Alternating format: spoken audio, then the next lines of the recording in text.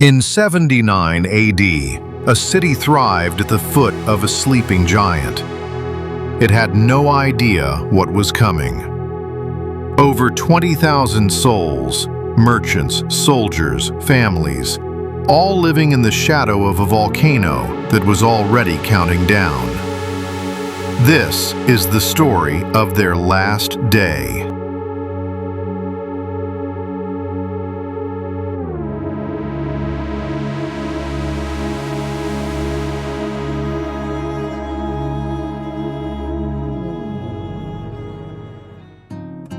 August 24th, 79 AD.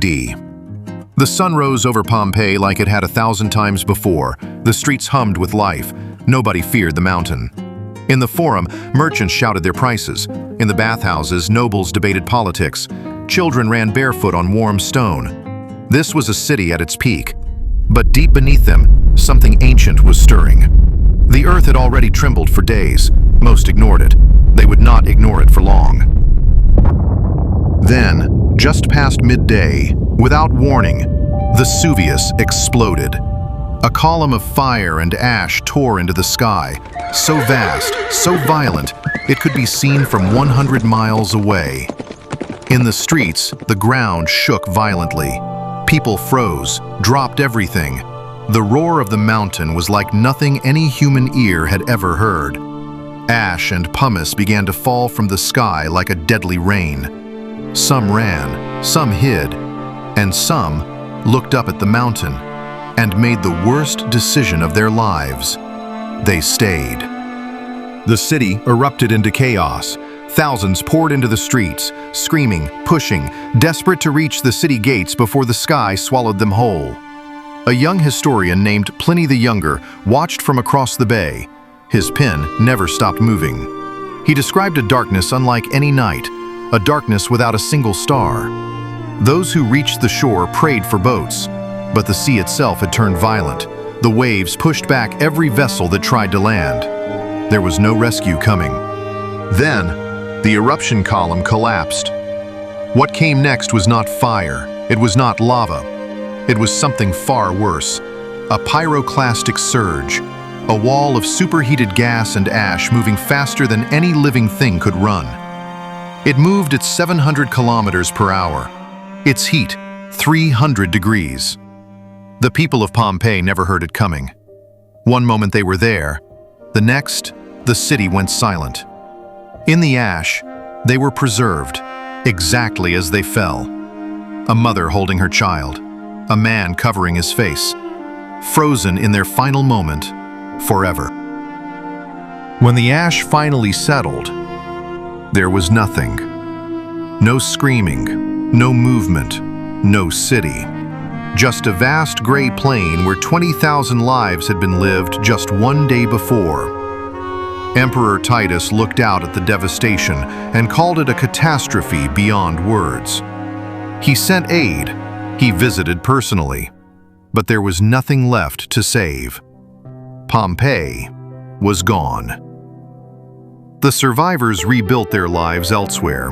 The roads that once led to Pompeii slowly disappeared under grass and time.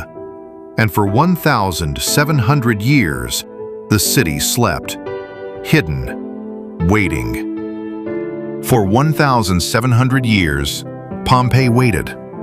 Then, in 1748, a team of workers digging through a grassy hillside near Naples hit something hard, something ancient, something that should not have been there.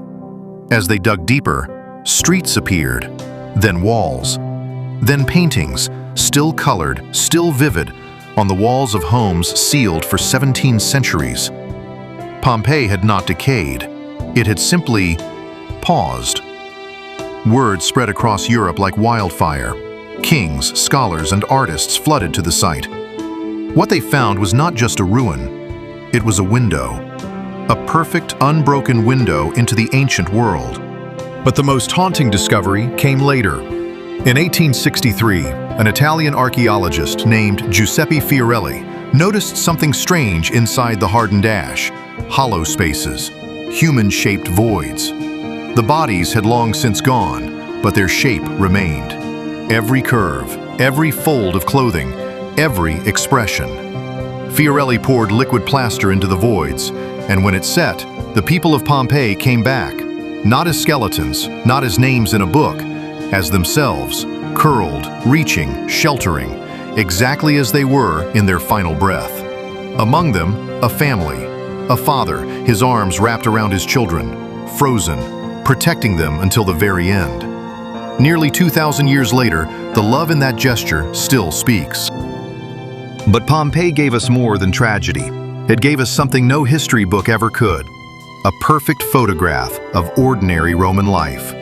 In one bakery, archaeologists found 81 loaves of bread, still in the oven. The baker never came back.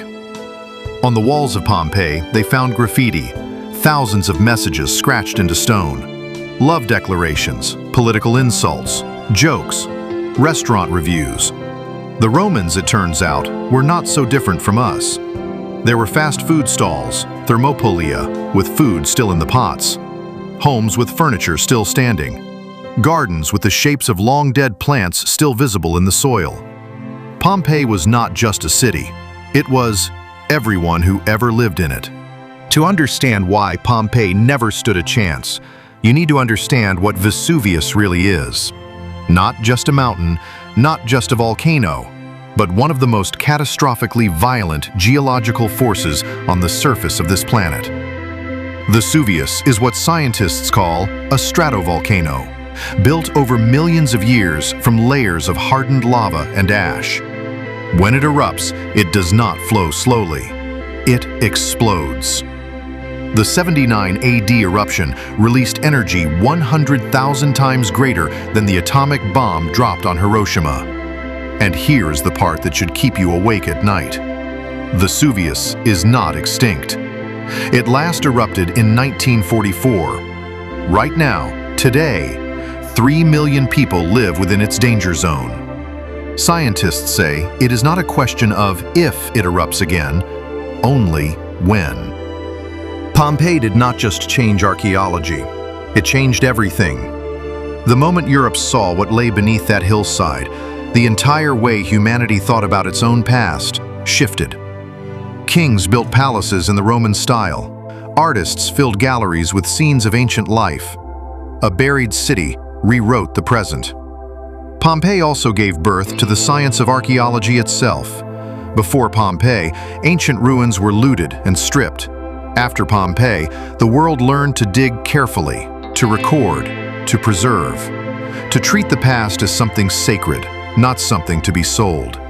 Today, 3.5 million people visit Pompeii every year. They walk the same streets, they stand in the same squares, they look up at the same mountain, and every single one of them leaves changed. Because Pompeii does not feel like history, it feels like yesterday. Here is something most people never hear. Most of Pompeii's people survived. Thousands escaped in those first desperate hours before the pyroclastic surges came. They ran through ash-filled roads, choking, carrying only what they could grab, and they never looked back. Emperor Titus gave them land. He gave them money. He rebuilt their lives as best an empire could. But no law, no coin, and no decree could give back what they had lost. Their homes, their neighbors, their entire world, gone in a single afternoon. Historians have searched for survivor accounts, diaries, letters, testimony. They found almost nothing. The people of Pompeii who lived chose silence, as if some things are simply too enormous to find words for. They started again, in new cities, with new names, and carried Pompeii inside them forever. Pompeii was not alone. On that same day, in that same eruption, entire cities were erased. Herculaneum, Stabiae, Oplantis. The world remembers Pompeii, but these cities died the same death, and history barely whispered their names. Herculaneum was wealthier than Pompeii, a city of marble and luxury. It was buried under 20 meters of volcanic rock so dense that for centuries nobody even knew it was there. When excavators finally broke through, they found wooden furniture still standing, food still on tables, scrolls still readable. At Stabiae, a man named Pliny the Elder, Rome's greatest naturalist, sailed toward the disaster to save lives. He made it to shore. He calmed the panicking survivors around him, and then the fumes took him. He was found dead on the beach the next morning, a hero lost in someone else's final chapter. The ash of Vesuvius was a destroyer, but it was also, in the strangest way, a keeper. It sealed everything it touched. No air, no moisture, no decay. What it buried, it preserved, perfectly, for 2,000 years. Archaeologists found surgical tools so advanced they would not be matched in Europe for another 1,000 years. They found glass wine bottles, still with traces of the wine inside. They found a dog, chained to a wall, its cast showing it had tried desperately to climb above the rising ash. It ran out of chain. And on the walls, paintings. Brilliant reds, deep blues, vivid golds. Colors so alive they look freshly painted. Scenes of gods, feasts, lovers, gardens. The Romans did not live in gray stone and dust. They lived in color. Pompeii gave us that truth back. Here is something that astonishes most people. 1/3 of Pompeii has never been excavated. The city is still buried, still waiting, and every single year, right now, today, archaeologists are making discoveries that rewrite what we thought we knew. In 2021, they pulled a ceremonial Roman chariot from the earth, gold, bronze, perfectly intact, still decorated with erotic scenes for a fertility ritual. In 2023, a thermopolium, a Roman fast food counter, emerged with food still in the pots and a painted menu still on the wall. Pompeii keeps giving. Today, scientists use ground-penetrating radar and 3D scanning to see through the earth without digging, mapping entire rooms, streets, and buildings still buried beneath the surface. Pompeii is not a museum, it is a laboratory, and it is still speaking. Now, a mystery that will genuinely change how you see this story. For 2,000 years, every history book on Earth has said the same thing.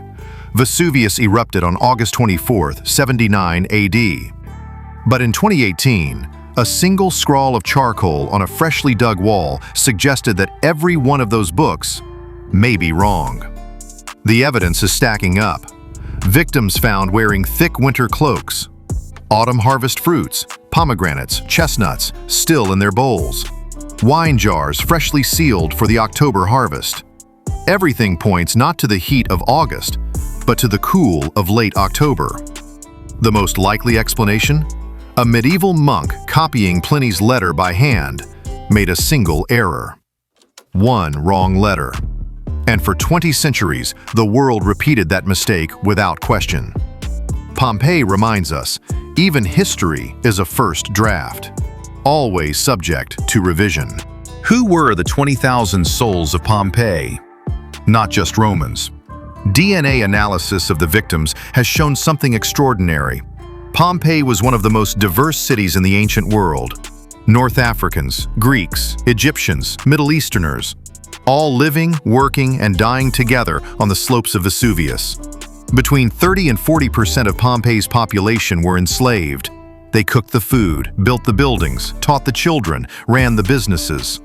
The grand villas and bustling markets that made Pompeii famous were built on their invisible labor. The ash preserved their story too, whether history wanted to tell it or not.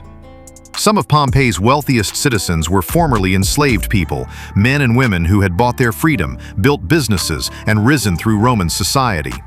In death, the ash made no distinction.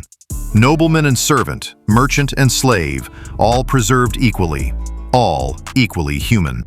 Close your eyes for a moment and imagine it. Not the gray ruins you see in photographs. The real Pompeii. Alive, loud, overwhelming.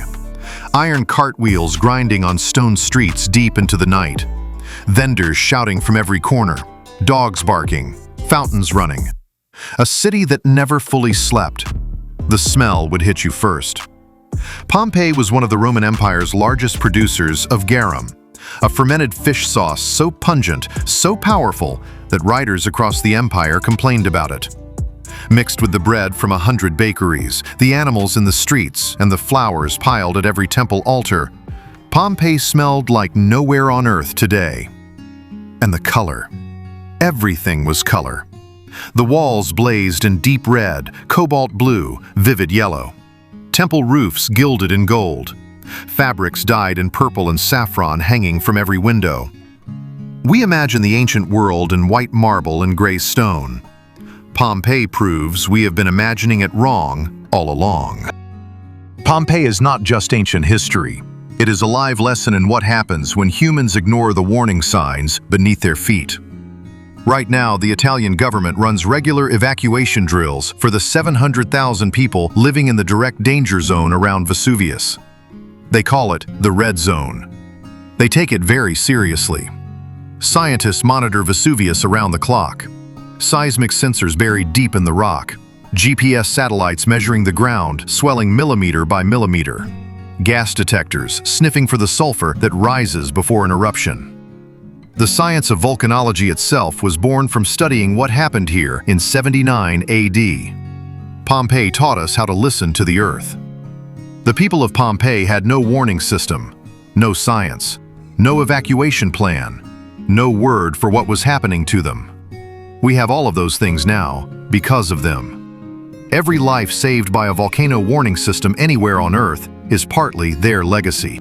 Let us go back, one final time, to the night of August 24th, 79 AD. The eruption has been going for hours. The sky has turned black at midday. Rooftops are collapsing under the weight of falling pumice. And deep inside the mountain, the column is beginning to fail. At midnight, the column collapsed. 6 waves of superheated destruction rolled down the mountain through the night, each one faster, each one hotter than the last. Herculaneum first, then Aplantis, then Stabii, wave after wave, until the 6th, the final, surge reached the walls of Pompeii at dawn. And then, it was over. The mountain went quiet. The ash settled. The sun rose on August 25th over a landscape that had been, just 18 hours before, one of the most vibrant cities in the Roman Empire. Now there was only silence, and gray, and the shape of everything that had been, waiting beneath. Every year, 3.5 million people walk into Pompeii and feel it.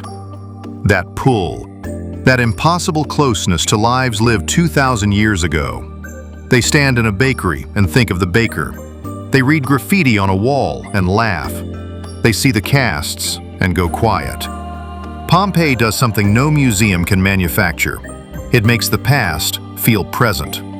Pompeii is not a warning about volcanoes. It is a reminder about time, about how quickly everything we build, everything we love, everything we take for granted, can be covered in silence. And how, if we are lucky, something of us remains. Something that says, to whoever finds it, we were here, and we mattered. Pompeii is still speaking. The only question is, are we listening? If Pompeii taught you something today, hit like. If you want more stories that history tried to bury, subscribe. We're just getting started.